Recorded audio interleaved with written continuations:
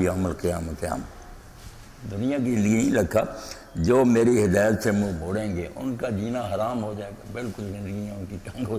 یا نہیں صرف مراد ہے زندگی تنگ ہی ہے. یا اگر کا جو ذکر کیا ہے نا آپ اس کے مقابلے میں پہلے پھر دنیا ہی نہیں، وہ ڈاکٹر صاحب وہ تشریح بھی ہو سکتی ہے نا کہ ان کا جینا حرام ہو جائے گا اور وہ اس صورت میں ہوگا، پھر نہیں کیا ہوگا، پھر وہ آخرت میں اندھے اٹھائے جائیں گے.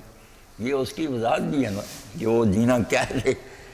ہاں یہ جو جینا تنگ ہے نا قرآن پاک میں یہ دنیا کی زندگی نہیں لکھا، آخر میں اندھے اٹھایا جانا یہی تنگ زندگی یہ بھی ہو سکتی ہے. قبر میں بھی حدیث میں یہ بھی آتا کہ یہ معیشتاً لنکا، قبر سے جب عذاب شروع ہو جاتا وہ بھی ہے کہ یا جاتے ہی پھنس جاتے ہیں. اور دنیا میں بھی جیسے فرمایا گیا ہے تو پریشان، سکون کوئی نہیں. ایک سروے کے مطابق یہ ہے کہ جی دنیا میں سب سے زیادہ جو دوائیاں استعمال ہوتی ہیں وہ ٹرانکلائزرز ہیں، جو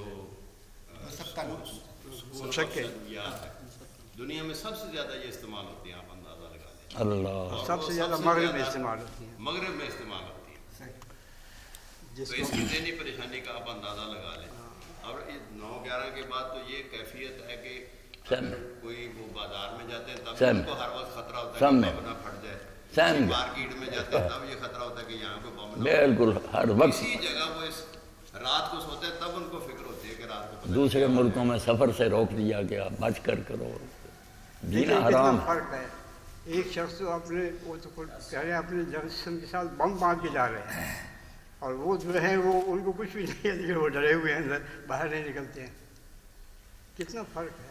وہ جو ہے نا بظاہر چکا چوندھ ہے، یہ مینا کاری ہے، جھوٹے نگوں کی مینا کاری ہے. یہاں سے نظر ایسا ہی آتا ہے لیکن اندر نہیں ہے. یہ اندر نہیں، اندر کوئی شوق نہیں ہونے لگی. مینا کاری دیکھیے دنیا کی نہیں لگا، قرآن میں نہیں سب سے لگا. زیادہ تو یہ ہے نا کہ کوئی ہمدردی کرنے والا ہو، لیکن اس میں کیا ہوتا ہے جیسے کہ مولانا نے بھی بتایا کہ یہ اخبار میں آئی ہے بات، یہ ایسی کہانی بات ہے کہ ایک باپ، ایک شخص کا باپ بیمار تھا، وہ مر گیا. وہاں کے اسپتال والوں نے جو وہاں کے وہ کفن دفن کرتے ہیں انہوں نے اس کے بیٹے کو اطلاع دی، کہا کہ کوئی نہیں ٹھیک ہے آپ اس کو دفن کر دیں میں بل ادا کر دوں. یہی بات مر جاتے ہیں بوڑھے، وہ ترس جاتے ہیں کہ ان کا کوئی بیٹا ہے، کوئی بیٹی ہے، کوئی ان کو آگے خاطی یاد ہے. اب اس کے بغیر انسان کی زندگی کیا ہے؟ تو جانوروں کی زندگی سے بھی بات کر رہے ہیں. مغرب میں اولڈ ہوم بنے ہوئے ہیں، اولڈ ہوم وہ اس لیے ہے کہ جب وہ ماں باپ بوڑھے جاتے ہیں ان کو وہاں لے آتے ہیں، وہاں پر نرسیں ڈاکٹر ان کو ٹریٹ بھی کرتے ہیں، کھانا بھی کھلاتے ہیں اور ان کو لوک آفٹر کرتے ہیں. آفٹر جب وہ مر جاتے ہیں تو ان کا دفن میں وہی کر دیتے ہیں. بالکل جیسے ان کے بچوں کے بعد ٹائم نہیں ہے، پاگلوں کو جیسے پکڑ خانے میں چھوڑاتے ہیں نا، اسی طرح وہ بوڑھوں اپنے باپوں کو اور دادوں کو وہاں چھوڑاتے ہیں. ایک دن کسی شخص نے یہاں سے دیکھا کہ اتوار کے دن بچے کچھ بوڑھوں کو، عورتوں مردوں کو وہ ویل چیئر پر بٹھا کے نا سیر کروا رہے ہیں ادھر ادھر. وہ بڑا خوش ہوا کہ یار ان کے پوتے پوتیاں ہوں گے، یہ تو خیال کرتے ہیں. اس نے کسی سے پوچھ ہی لیا، اس نے کہا بھائی یہ کرائے پر آئے ہیں، کرایہ اس کا معاوضہ لیتے ہیں.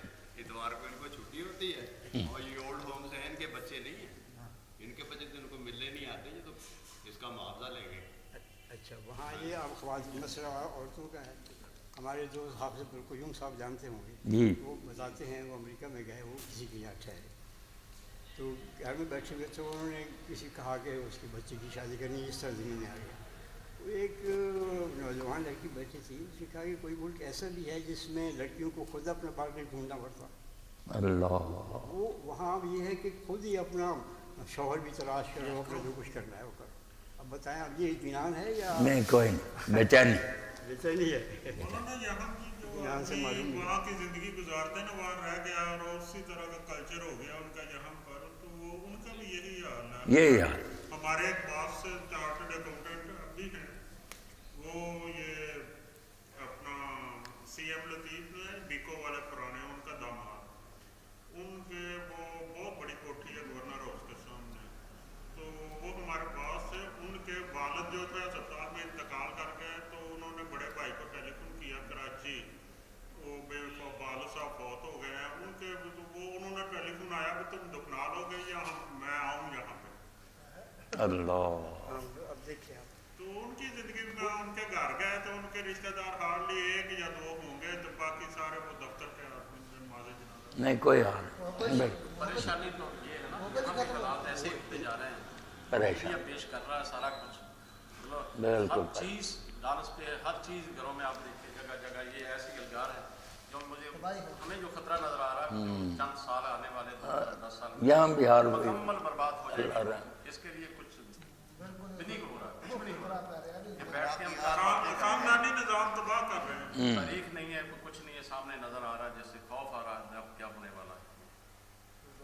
ہم باتیں تو ان کی کرتے ہیں، ٹھیک کرتے ہیں، لیکن ہمارے اندر دیکھیں کیا ہو رہا ہے. جی جہاں میڈیا جو اپنا میڈیا ہے پاکستان کا، وہ 3 پروگرام اس پہ دے رہا ہے کہ پردہ ہونا چاہیے، گرل فرینڈ بوائے فرینڈ ہونا چاہیے یا نہیں ہونا چاہیے. ہاں مذاکرے کروا مذاکرے ان چیزوں کی ضرورت کیا ہے؟ وہ پیدا کر رہے ہیں ناچ گانا ہونا چاہیے نہیں ہونا چاہیے. بیدین اس کا ترین ایک اور پروگرام آتا مطلب ایک موضوع انہوں نے یہ شروع کر سلجھن میں نے آپ کا ذکر کیا تھا. ادھر سے بات کرنے والا کہا تھا کہ ہونا چاہیے نہ ہمیں یہ تو خوش ہو رہے ہیں ان کے یہ حالات ہیں. ہمارے اپنے ملک میں دیکھیں اتنی ایسے ہی لوگ بلاتے ہیں جو کہتے ہیں کوئی ضرورت نہیں، ختم ہونا چاہیے. اس میں بھی مولانا اس میں اس نے ایک بات کی، بہت اچھی بات تھی، وہ میزبان نے کی. اس نے کہا اس میں آتا ہے کہ ہر آدمی یہ کہتا ہے یہ مڈل کلاس سوچ ہے. یاد رکھیں کہ پوری دنیا کو یہ مڈل کلاس طبقہ ہی چلا رہا ہے. یہ بنیادوں کا محافظ ہوتا ہے، نہ غریب بیچارے کا کوئی ہوتا ہے، اس کا دین مذہبی کو اس کا کوئی مسئلہ نہیں ہوتا، نہ اپر کلاس کا ہوتا ہے. یہ جو مڈل کلاس آپ کہتے ہو نا، تانا دیتے ہو، یہی وہ لوگ ہیں جو اپنی بنیادوں کو سنبھال کے رکھے ہوئے